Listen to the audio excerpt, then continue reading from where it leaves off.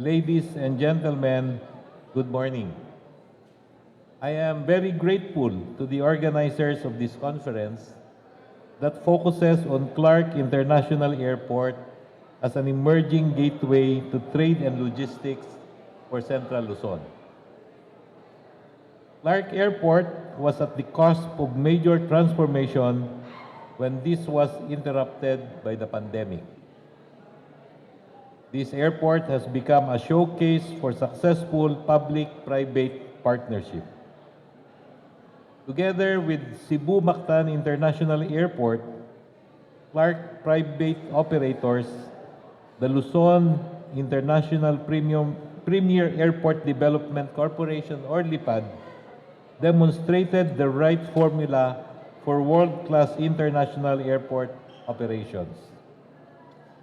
This validated our decision to turn over the operations and maintenance of other regional airports throughout the country so as to cope with the post-pandemic revenge travel demand, especially to the countryside.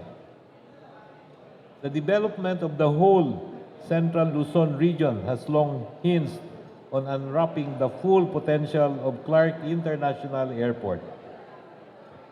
Clark's location makes it an ideal transshipment hub for efficient movement of international cargo.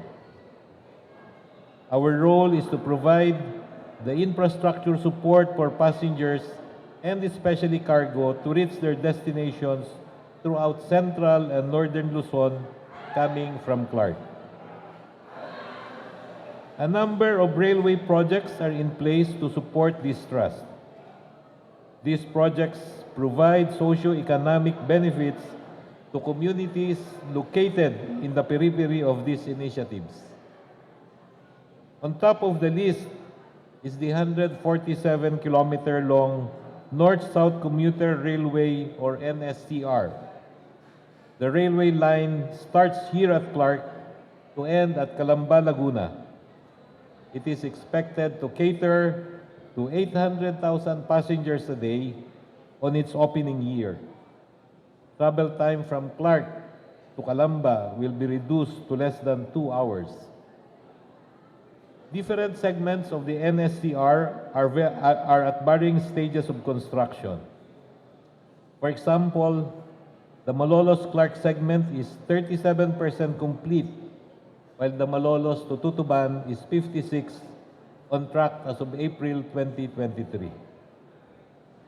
Work has also started for NSCR's Clark Station, which is situated underground of the airport. We are also looking for private investors for the PNR North Long Haul that will link Metro Manila to the Ilocos and Cagayan regions. This is northward extension of the NSCR. The North Long Haul project is an inter-region railway system in northern Luzon stretching approximately 800 kilometers that will connect the National Capital Region to Regions 1, 2, and 3. It includes passenger stations, cargo terminals, maintenance depot, and operations control centers. It will provide connectivity to seaports and strategic structures such as Clark Free Port Zone, Oro Point in La Union, Lawag International Airport, Port Irene, and Lalo International Airport in Cagayan. Another is the Subic-Clark Railway, which is part of the Luzon Integrated Railway. The Subic-Clark Rail Project is a single-track railway freight service between Subic Bay Freeport Zone and Clark Freeport Zone. It will link the port of Subic and Clark International Airport. It spans a total of 71.13 kilometers consisting of 2 stations. It aims to further develop the Subic-Clark corridor as an industrial and logistics hub. In year 2040, future passenger lines would service 33,000 passengers per day. This is a joint undertaking by the Department of Transportation and the basis Conversion Development Authority. We are also studying another important rail project, the North Philippine Dry Port Container Rail Transport Service. This is a freight train service connecting the Port of Manila to a dry port in North Luzon. This dry port will service containerized cargo and agricultural cargo going to and from northern Luzon. A feasibility study engaged by NEDA is undergoing. Other exciting rail projects to transform this region are the NSCR New Clark City Extension, the Pampanga Rail, Bataan Rail, and Northeast Commuter Railway.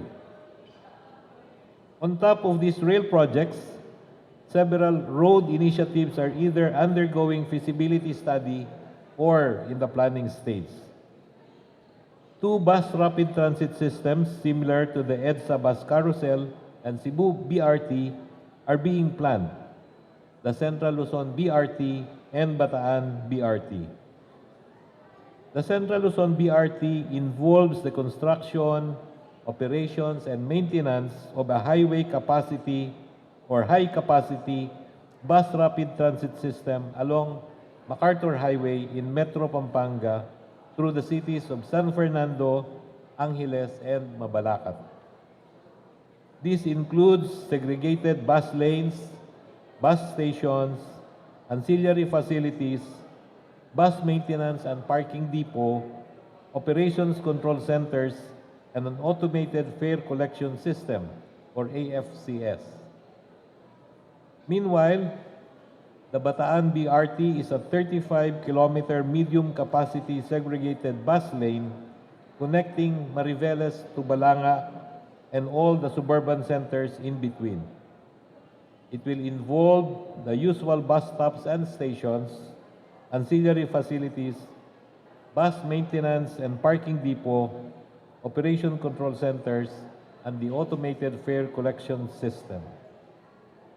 Also in the pipeline is the modernization of Angeles City public utility vehicles, stations, depot, and ancillary infrastructures.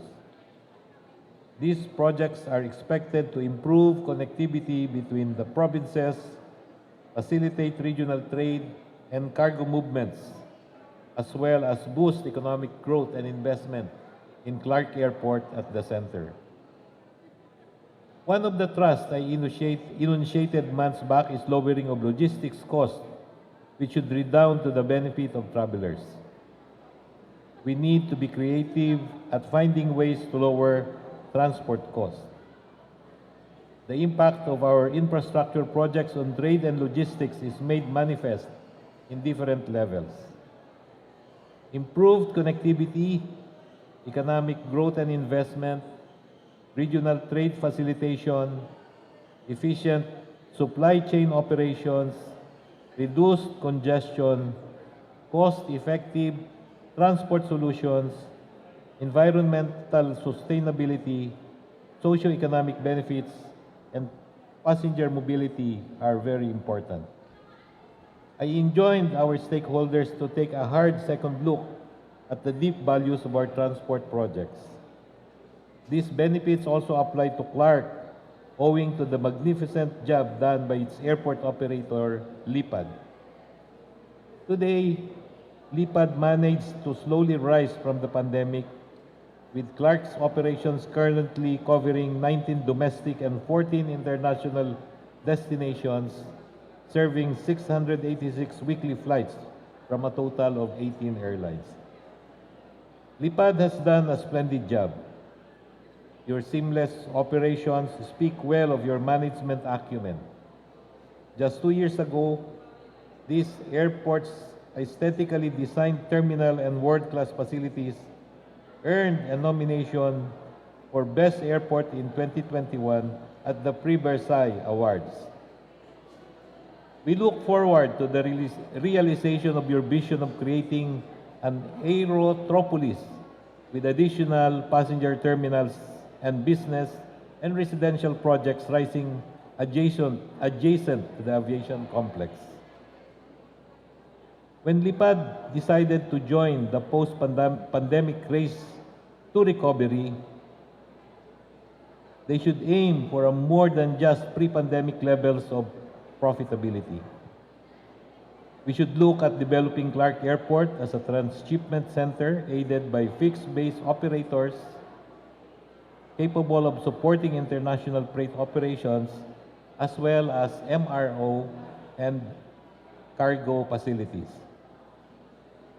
Only global standards should guide Clark's fixed-base operations, MRO and cargo warehouses, ensuring efficiency and, more importantly, enhanced passenger and customer experience. Let us also come up with enticing incentives for airlines to return and reestablish Clark as an aviation hub. We hope to see more regional and international flights from 3 local airlines: Philippine Airlines, Cebu Pacific, and AirAsia. Logistics giants FedEx and UPS, who currently operate regularly between Clark and China, must have seen this airport's rich potential for cargo traffic.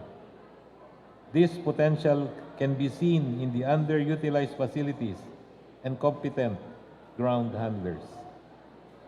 Records show that while the volume of cargo passing through Clark was affected by the pandemic, the 37,000 tons of cargo registered for 2021 is fast catching up with the 48,000 tons flown in 2014.